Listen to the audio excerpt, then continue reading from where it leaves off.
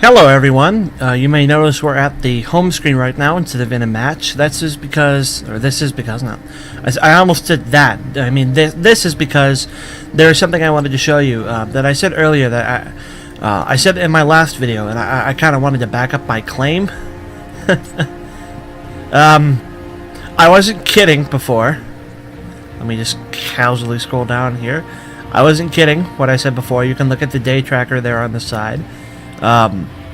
I've been playing a lot of Lily, and I know it says 8 days here. This is as far back as it goes.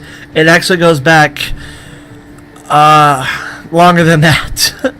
Basically, like at least a week, probably two, around the time that I put up the last video that wasn't Lily. So when we come back, I will be doing a match, and I have a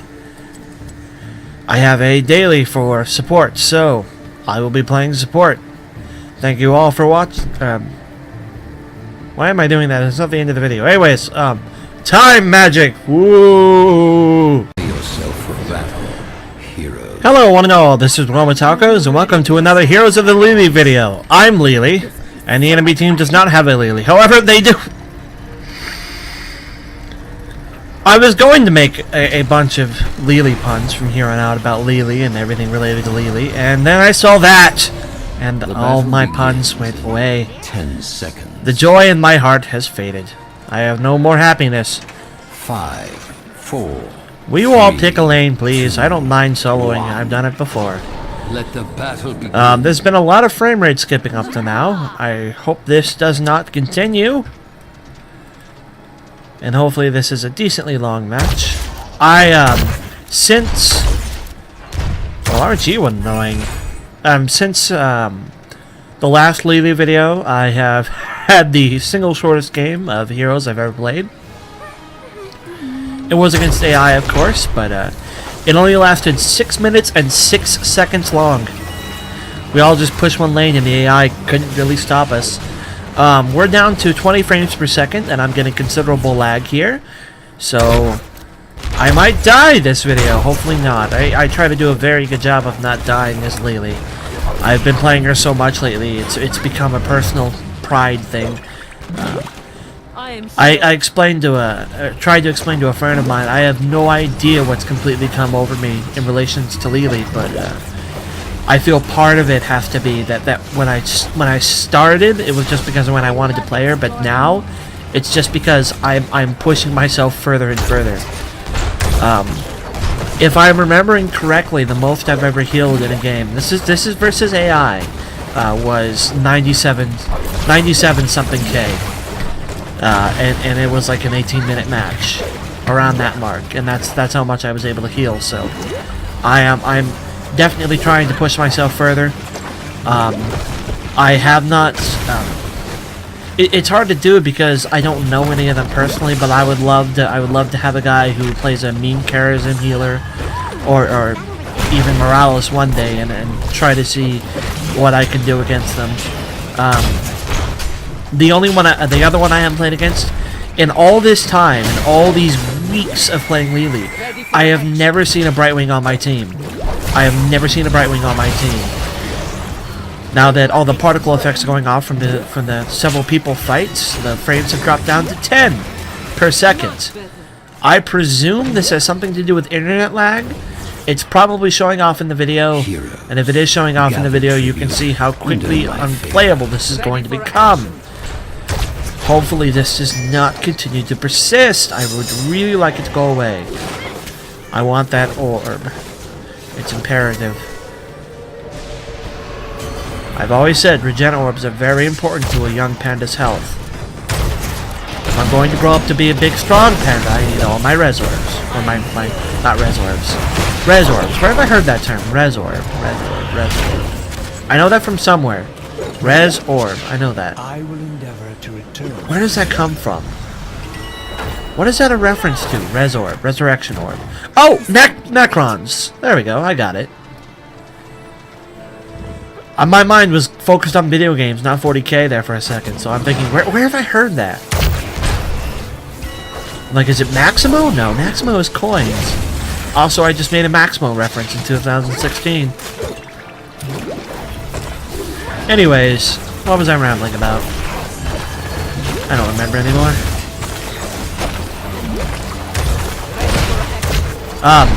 Oh, but I've never played against the Brightwing, and I want to because Brightwing is just about the only one who can out heal me, other than a Morales when they're on the enemy team. I've played against them. Oh, I'm fine, lady. Don't you worry about me. I'm fine, Medivh. Worry about your bird self.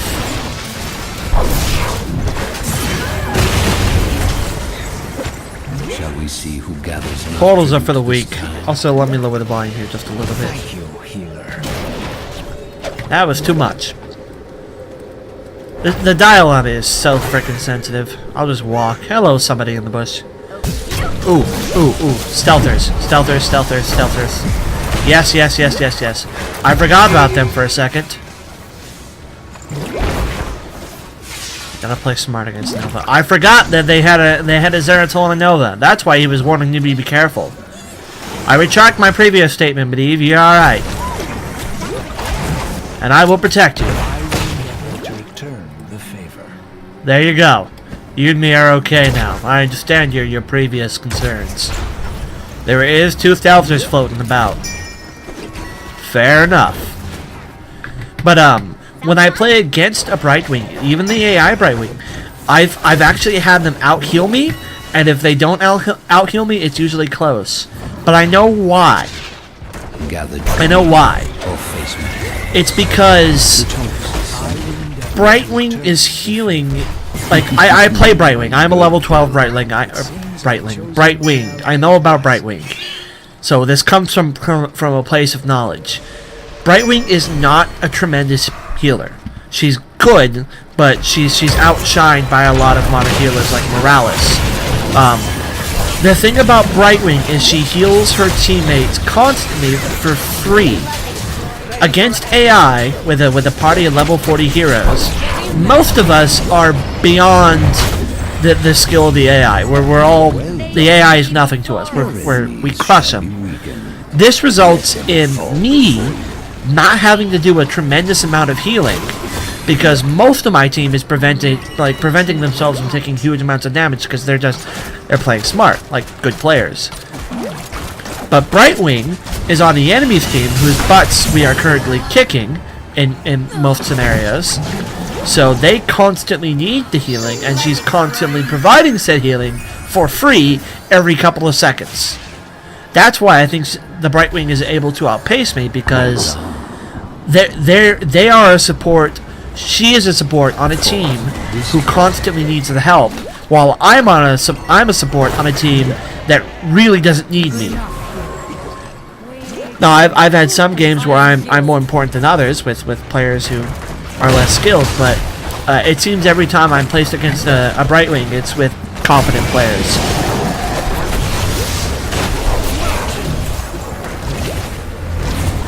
The other thing is it's a time issue. For my Lily build to really shine in the support, I need time. More importantly than everything, it's not any of my talents. I don't take many healing talents.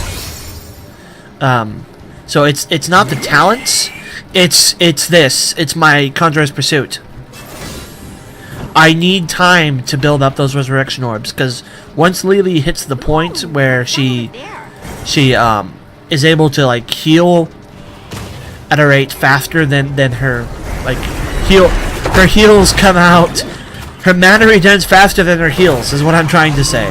Once Lily hits that point, that's when she's able just to be able to spam her healing broom. That's when she becomes powerful. That's why I always take it at first level, because to me it is like, get close, you're Lily, you'll be fine. Serpent duration is alright, but it's not the best for the healing build, and increases damage is obviously not good for a healing build. So I always take that, and eventually I think even now you can watch my mana build up in the corner.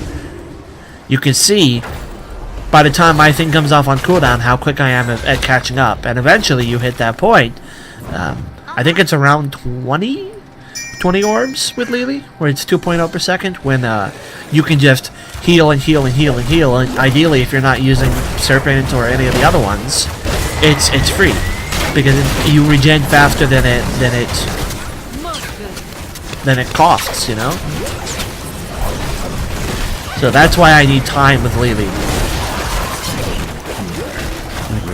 It's also somewhat map dependent. Obviously, some maps it's easier to get resurrection orbs. Not resurrection. It's easier to get health orbs on some maps than others. The easiest, in my opinion, to me is what's it called? It Braxis Holdout. I think it's Braxis Holdout, the one with the Zerg Rush. I think that's Braxis. Yeah, I think that's Braxis. That's the easiest one, in my opinion. Because you've got the 2 regen orbs on the side, so it's literally kill a wave of minions, pick up the orb, then go pick up the other orb, because the orb that spawns at the same rate that the minion waves come in. So it's basically a 2-for-1 orb situation every time you kill a minion, which makes it very, very easy to build up orbs very quickly. On the opposite end of the angle, there is Towers of Doom. I think that's the one. Where the only objectives that spawn are the ones that shoot the things at the enemy, the core, and those objectives don't spawn orbs at all. All the other ones pretty much do. The temples spawns orbs when you kill the big guys, so there's an orb from those. The immortals spawn 2, the punishers spawn 2. So some of them are better than others. Even on Towers of Doom, I usually take it anyways, because again, I think it's the best option, and I think it really is just, it's one of those talents that for me as Lily is not non-negotiable. Like, pre-Nazebo, before they did the newest patch for Nazebo where they completely changed him, Nazebo's trait was different. Nazebo had a talent he could take. It was a talent where every time minions would die around him, his health and his mana would increase permanently. If you look at Nazebo now, that's his trait now. That's built into his trait. Back then, his trait was when minions died around him, he gained health and mana to his pool. Now that's a trait. They reversed it. It's a trait now or it's a talent now where you can make it add into the pool, as well as providing a permanent stat boost. But they did that because basically everybody all said the same thing. It was pretty universally agreed upon that everybody took the one that increased your stats. It was just the strongest pick for that. And there are talents like that some heroes have where it's very high pick rates. A lot of ults are like that, where most of the time you just don't see certain ults, like Stage Dive. You don't see many players play Stage Dive. And it's not because Stage Dive is bad, it's just because the potential for the dance ult is just so much stronger. Mosh Party. Mosh Pit. That's it. Mosh Pit. I feel the same way about Lily's orb collection trait. I feel for Lily, it's necessary. And I don't normally like those talents. I don't like the quest talents. But with a hero like Lily, and this is I do this on certain other heroes similar to Lily. With a hero like Lily who is so quick on it. Oh jeez, I walked into that. Stand firm. What's this? On my way to A hero has left the battle. Nova and Zeratul, people. Nova and Zeratul. Well, I didn't want to die. We've killed a lot more than they've killed them. I mean, they've killed us a lot more than we've killed them. I can't make proper sentences today. I'm sorry. But see, I'm outdoing their Brightwing. But Welcome back, hero. Well done. Keep destroy.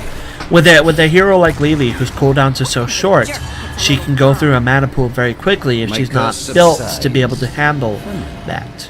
There was another hero like that who I played. I can't remember right now who has very quick cooldowns. I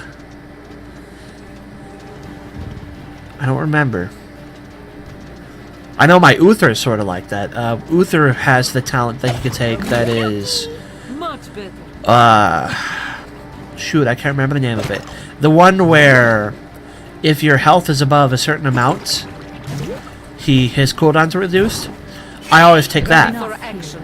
And my Uther build is also almost completely mana regen based, because with a healer, the more mana you regen quickly, the more you can spam abilities. I've never been the kind of, I've never been like I've never been the Kel'Thas kind of player. I've never believed that having a bigger mana pool is better than having a smaller mana pool that regens faster. That's just never been my style.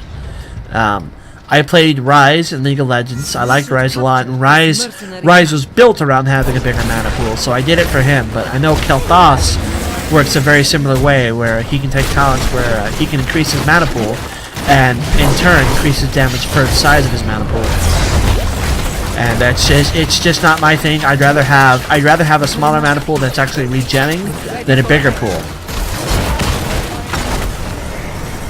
With health, it depends. Sometimes having a bigger health pool is better than having one that regens. But when it comes to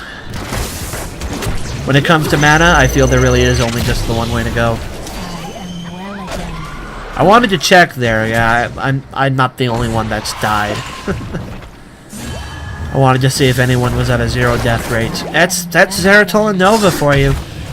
I grow tired. One of the few things that... Gather treatment. Did you just pop your ult so you can run away faster? You are walking into a death trap, Sylvanas. Be careful. The AI makes many mistakes, but it knows how to do combos with the heroes that it picks for its comp. I know you might think Nova and Zeratul were just picked randomly, and in one regard they were, but when the AI determines that those are the two heroes it's going to use, it does it with gusto. It knows how to play those two heroes together. Victory.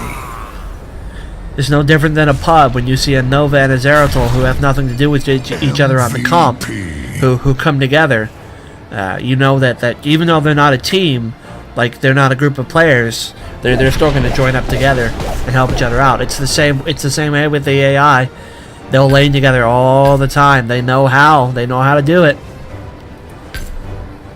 Alright, thank you for watching, and this is WellArmedWithTacos signing off, and it'll be something else when I come back. Bye bye.